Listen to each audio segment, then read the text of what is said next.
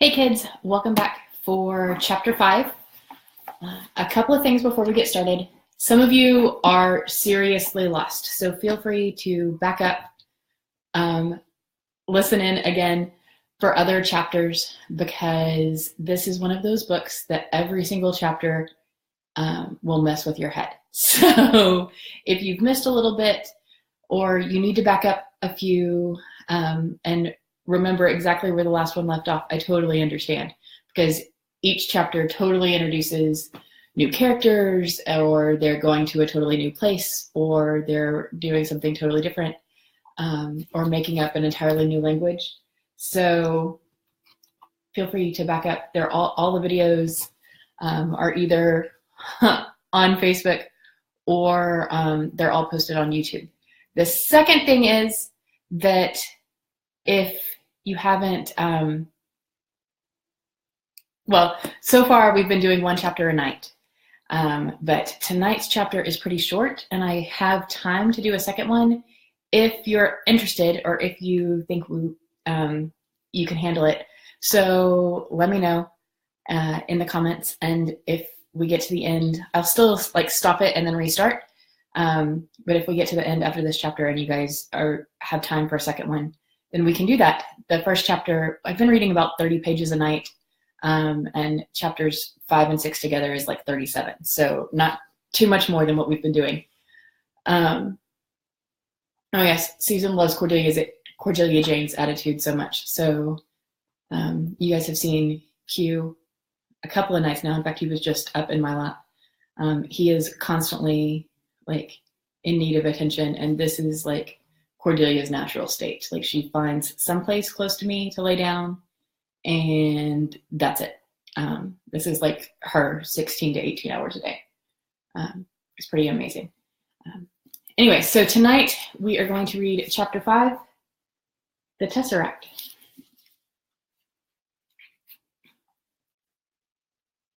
Yes, Mrs. Witch said. He is behind the darkness, so that even we cannot see him. Meg began to cry, to sob aloud. Through her tears, she could see Charles Wallace standing there, very small, very white. Calvin put his arms around her, but she shuddered and broke away, sobbing wildly. Then she was enfolded in the great wings of Mrs. Whatsit, and she felt comfort and strength pouring through her. Mrs. Whatsit was not speaking aloud, and yet through the wings Meg understood words. My child, do not despair. Do you think we would have brought you here if there was no hope? We are asking you to do a difficult thing, but we are confident that you can do it. Your father needs help. He needs courage.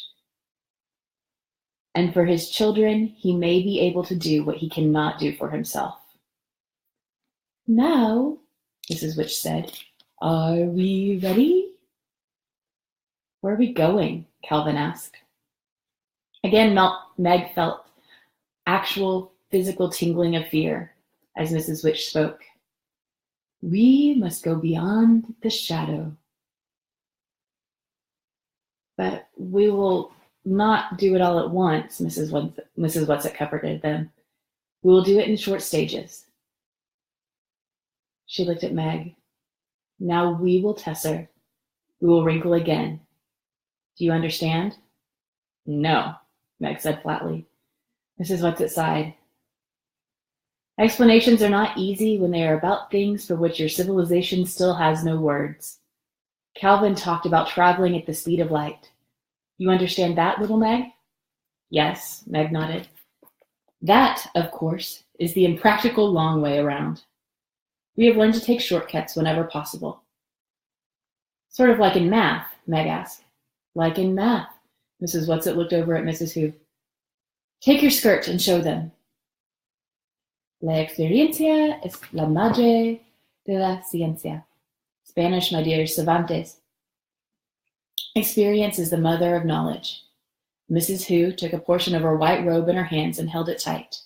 You see, Mrs. Whatsit said, if a very small insect were to move from the section of skirt in Mrs. Who's right hand to that in her left, it would be quite a long walk for him if he had to walk all the way across.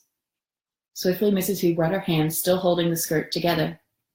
Now you see, Mrs. Whatsit said, he would be there without that long trip. That's how we travel. Charles Wallace accepted the explanation serenely. Even Calvin did not seem perturbed. Oh dear, Meg sighed. I guess I am a moron. I just don't get it. That is because you think of space only in 3 dimensions, Mrs. Whatsit told her. We travel in the 5th dimension. This is something you can understand, Meg. Don't be afraid to try. Was your mother able to explain a tesseract to you? Well, she never did, Meg said. She got so upset about it. Why, Mrs. Whatsit? She said it had something to do with her and father.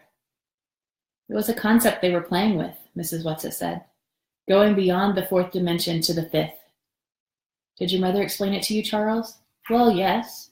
Charles looked a little embarrassed. Please don't be hurt, Meg. I just kept at her while you were at school till I got it out of her.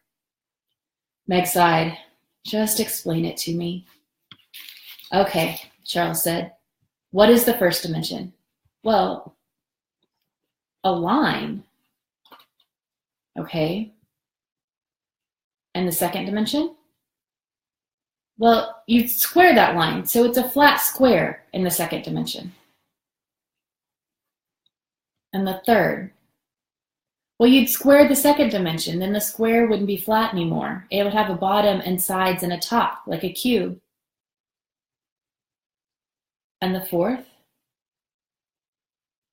Well, I guess if you want to put it into mathematical terms, you'd square the square. But you can't take a pencil and draw it the way you did the first 3. I know it's got something to do with Einstein and time. I guess maybe you could call it the 4th dimension. Maybe you could call it time? That's right, Charles said. Good girl. Okay then, for the 5th dimension, you'd square the 4th, wouldn't you? I guess so. Well, the 5th dimension's a tesseract.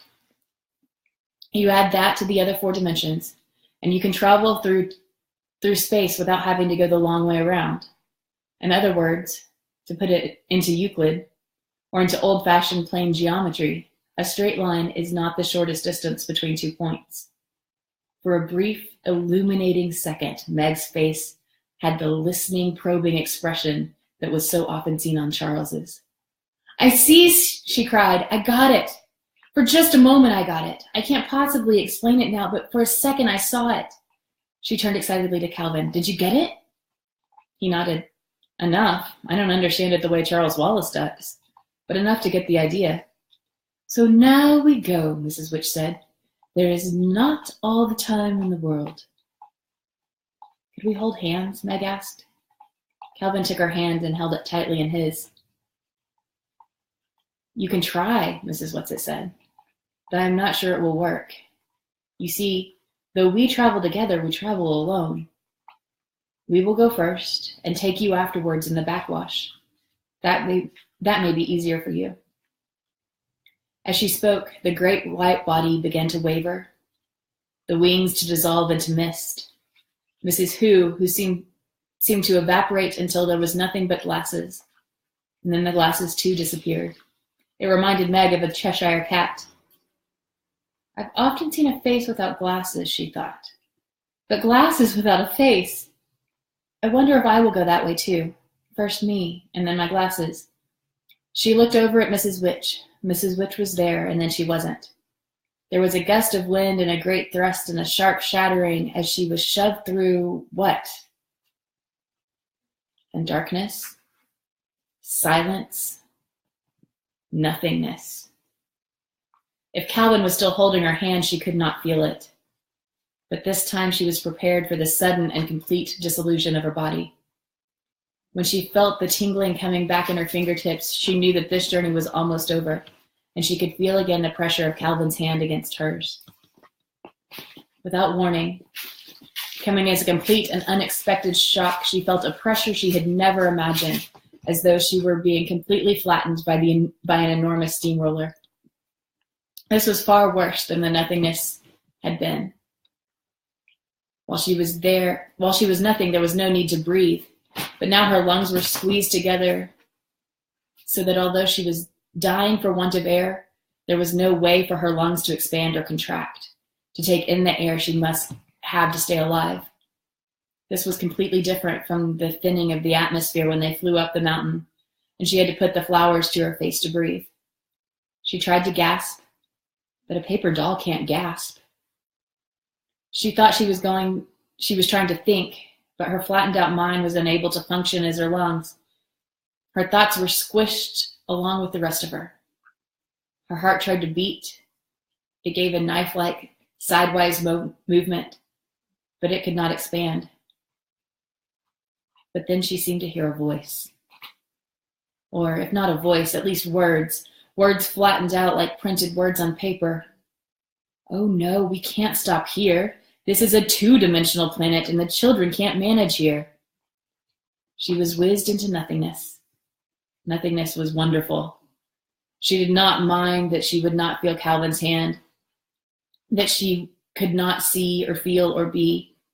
The relief from the intolerable pressure was all she needed.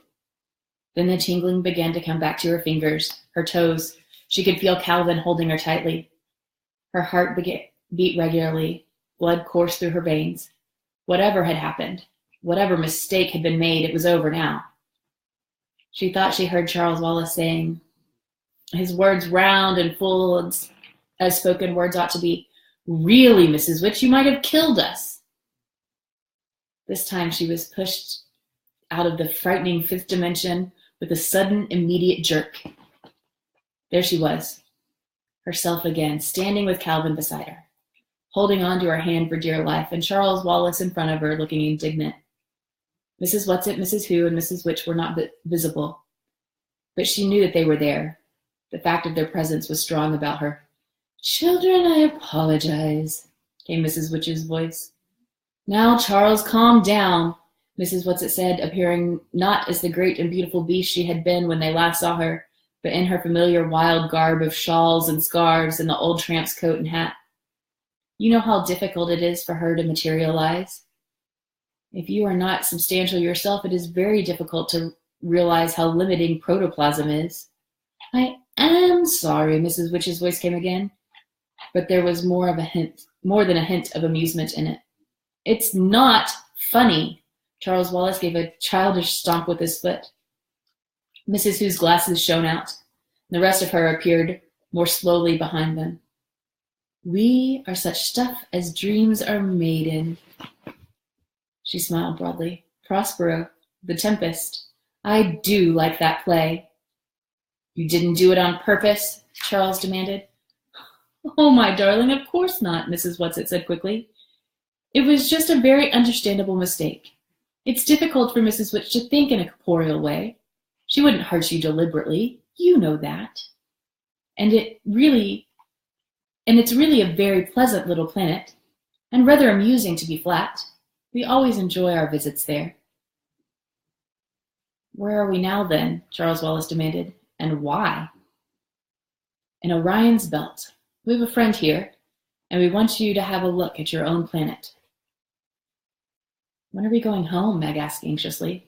"What about Mother? What about the twins? They'll be terribly worried about us. When we didn't come home at bedtime, well, Mother must be frantic by now. She and the twins and Fort will have been looking and looking and looking for us. Of course, we aren't there to be found." "Now, don't worry, my pet," Mrs. Whatsit said cheerfully. "We took care of that before we left. Your mother has had enough to worry her with you and Charles to cope with, and not knowing about your father without adding to her anxieties. We took a time wrinkle as well as a space wrinkle. It's very easy to do if you just know how." "What do you mean?" Meg asked plaintively. "Please, Mrs. Whatsit, it's all so confusing." "Just relax and don't worry over things that needn't trouble you," Mrs. Whatsit said. "We made a nice, tidy little time tesser. And unless something goes terribly wrong, we'll have you back about 5 minutes before you left. So there'll be time to spare, and nobody will ever need know that you were gone at all. Though, of course, you'll be telling your mother, dear lamb, that she is. And if something goes terribly wrong, it won't matter whether we ever get you back at all." "Don't frighten them," Mrs. Witch's voice came. "Hi. Are you losing faith? Oh, no. No, I'm not. But Meg thought her voice sounded a little faint. I hope this is a nice planet, Calvin said. We can't see much of it. Does it ever clear up? Meg looked around her, realizing that she had been so breathless from the journey and the stop on the two-dimensional planet that she had not noticed her surroundings. And perhaps this was not very surprising, for the main thing about the surroundings was exactly that they were unnoticeable. They seemed to be standing on some kind of nondescript flat surface. The air around them was gray. It wasn't exactly fog, but she could see nothing through it. Visibility was limited to the nicely definite bodies. Visibility was limited to the nicely definite bodies of Charles Wallace and Calvin, and the rather unbelievable bodies of Mrs. Whatsit and Mrs. Who, and the faint occasional glimmer that was Mrs. Witch. Come, children, Mrs. Whatsit said. We don't have far to go, and we might as well walk. It will do you good to stretch your legs a little. And they moved through the grayness. As they moved through the grayness, Meg caught an occasional glimpse of slag-like rocks. But there were no traces of trees or bushes, nothing but flat ground under their feet, no sign of any vegetation at all. Finally, ahead of them, there loomed what seemed to be a hill of stone. As they approached it, Meg could see that there was an entrance that led to a deep, dark cavern. Are we going in there? She asked nervously. Don't be afraid, Mrs. Whatsit said. It's easier for the happy medium to work within. Oh, you'll like her, children. She's very jolly. If I ever saw her looking unhappy, I would be very depressed myself. As long as she can laugh, I'm sure everything is going to come out right in the end. Mrs. Whatsit? Came Mrs. Witch's voice severely. Just because you are very young is no excuse for talking too much. Mrs. Whatsit looked hurt, but she subsided. Just how old are you? Calvin asked. Just a moment, Mrs. Whatsit murmured, appeared to calculate rapidly upon her fingers. She nodded triumphantly. Exactly 2,379,152,497 years, 8 months, and 3 days. That is according to your calendar, of course, which even you know isn't very accurate. She leaned closer to Meg and Calvin and whispered, It was really a very great honor for me to be chosen this mission. It's just because of my verbalizing and materializing so well, you know. But of course, we can't take any credit for our talents. It's how we use them that counts, and I make far too many mistakes. That's why Mrs. Who and I enjoy seeing Mrs. Witch make a mistake when she tried to land you two on the two-dimensional planet. It was that we were laughing at, not at you. She was laughing at herself, you see. She's really terrible nice to us younger ones. Meg was listening with such interest in what Mrs. Whatsit was saying that she hardly noticed when they went into the cave. The transition from grayness of the outside to the grayness of the inside was almost unnoticeable. She saw a flickering light ahead of them, ahead and down, and it was toward this that they went. As they drew closer, she realized it was a fire. It's very cold in here, Mrs. Whatsit said, so we asked her to have a good bonfire going for you. As they approached the fire, they could see a dark shadow against it. And as they went closer still, they could see that the shadow was a woman. She wore a turban, a beautiful pale mauve silk, and long flowing purple satin gown. In her hands was a crystal ball into which she was gazing raptly. She did not appear to see the children, Mrs. Whatsit, Mrs. Who, or Mrs. Witch, but continued to stare at the crystal ball. And as she stared, she began to laugh. And she laughed and laughed at whatever it was that she was seeing. Mrs. Witch's voice rang out clear and strong, echoing against the walls of the cavern, and words fell with a sonorous clang. We are here. The woman looked up from the ball. When she saw them, she got up and curtsied deeply. Mrs. Whatsit and Mrs. Who dropped into small curtsies in return, and the shimmer seemed to bow slightly. Oh, medium, dear, Mrs. Whatsit said. These are the children. Charles Wallace Murray. Charles bowed. Margaret Murray. Meg felt that if Mrs. Whatsit and Mrs. Who had curtsied, she ought to also, so she did, rather awkwardly. And Calvin O'Keefe. Calvin bobbed his head. We want them to see their home planet, Mrs. Whatsit said. The medium lost the delighted smile she had worn till then. Oh, why must you make me look at unpleasant things when there are so many delightful ones to see? Again, Mrs. Witch's voice reverberated through the cave. There will no longer be so many pleasant things to look at if responsible people do not do something about the unpleasant ones. The medium sighed and held the ball high. Look, children, Mrs. Whatsit said. Look into it well. La terre est petite aussi. La voix dessus. How small the earth to him who looks from heaven, Mrs. Who intoned musically. Meg looked into the crystal ball, at first with caution, then with increasing eagerness, and she seemed to see an enormous sweep of dark and empty space, and then galaxies swinging across it. And finally, they seemed to move in closer on one of the galaxies. Your own Milky Way, Mrs. Whatsit whispered to Meg. They were headed directly into the center of the galaxy. Then they moved off to one side. Stars seemed to be rushing at them. Meg flung up her arm over her face as though to ward off a blow. Look, Mrs. Witch commanded. Meg dropped her arm. They seemed to be moving towards a planet. She thought she could make out polar ice caps. Everything seemed sparkling clear. No, medium dear. That's Mars, Mrs. Whatsit reproved gently. Do I have to? The medium asked. Now, Mrs. Witch commanded. The bright planet moved out of their vision. For a moment there was darkness of space, then another planet. The outlines of this planet were not clean and clear. They seemed to be covered with a smoky haze. Through the haze, Meg thought she could make out familiar outlines of continents like pictures in her social studies book.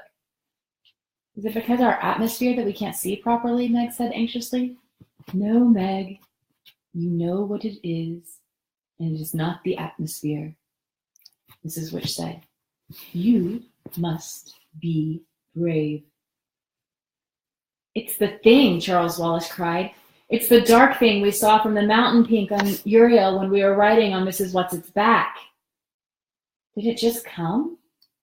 Meg asked in agony, unable to take her eyes from the sickness of the shadow which darkened the beauty of the earth. Did it just come when we've been gone? Mrs. Witch's voice seemed very tired. Tell her, she said to Mrs. Whatsit.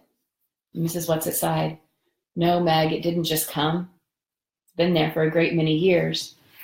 This is why your planet is such a troubled one. But why? Calvin started to ask, his voice choking hoarsely. Mrs. Whatsit raised her hand to silence them. We showed you the dark thing on Uriel first. Oh, for many reasons. First, because the atmosphere on the mountain peaks there are so clear and thin you could see it for what it was. And we thought that it would be easier for you to understand if you saw it, well, someplace else first, not your own Earth. I hate it, Charles Wallace cried passionately. I hate the dark thing. Mrs. Whatsit nodded. Yes, Charles dear, we all do. That's another reason we wanted to prepare you on Uriel. We thought that it would be too frightening for you to see it first on your own beloved world. But what is it? Calvin demanded. We know it's evil, but what is it? You have said it, Mrs. Witch's voice rang out. It is evil. It is the powers of darkness. Well, what's going to happen? Meg's voice trembled. Oh, please, Mrs. Witch, tell us what's going to happen. We will continue to fight. Something about Mrs. Witch's voice made all three of the children stand straighter, throwing back their shoulders in determination, looking at the glimmer that was Mrs. Witch with pride and confidence. And we're not alone, dear children. came Mrs. What's-it, the comforter. Hush. And all through the universe is being fought, all through the cosmos, and but it's a grand and exciting battle. I know it's hard for you to understand about size, how there's very little difference in the size of the tiniest microbe in the greatest galaxy. You think about that, and maybe it won't seem so strange to you that some of our very best fighters have come from your own planet. Hold on a second. Q. It's okay, buddy.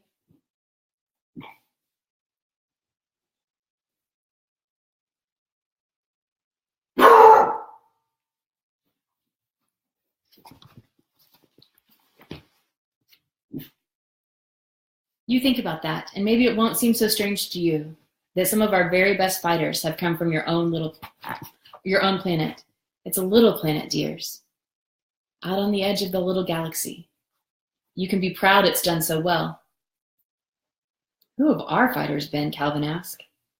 Oh, you must know them, dear, Mrs. What's-it said. Mrs. Who's spectacles shone at them triumphantly. And the light shineth in the darkness, and the darkness comprehended it not. Jesus, Charles Wallace said. Why, of course, Jesus.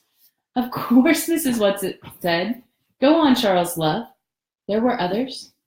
All your great artists. They've been lights for us to see by. Leonardo da Vinci, Calvin suggested tentatively, and Michelangelo, and Shakespeare, Charles Wallace called out, and Bach, and Pasteur, and Curie, and Einstein. Calvin's voice rang with confidence. Mercutio. Stop. Now Calvin's voice rang with confidence. And Schweitzer, and Gandhi, and Buddha, and Beethoven, and Rembrandt, and St. Francis. Now you, Meg, Mrs. What's-it ordered. Oh, Euclid, I suppose. Meg was in such agony of impatience that her voice grated irritably. And Copernicus. Mercutio. Sorry, y'all, there's sirens outside and the dog's barking. Come here. That is city life. All right. Oh, Euclid, I suppose, Meg said in such agony of impatience in her voice that her voice grated irritably. And Copernicus. But what about father? Please, what about father? We are going to your father, Mrs. Witch said. But where is he? Meg went over to Mrs. Witch and stamped as though she was young as Charles Wallace. Mrs. What's-it answered in a voice that was low but quite firm. On a planet that has given in. So you must prepare yourself to be very strong. All traces of cheer had left the happy medium's face. She sat holding a great ball, looking down at the shadowed earth, and a slow tear coursed down her cheek. I can't stand it any longer, she sobbed. Watch now, children, watch.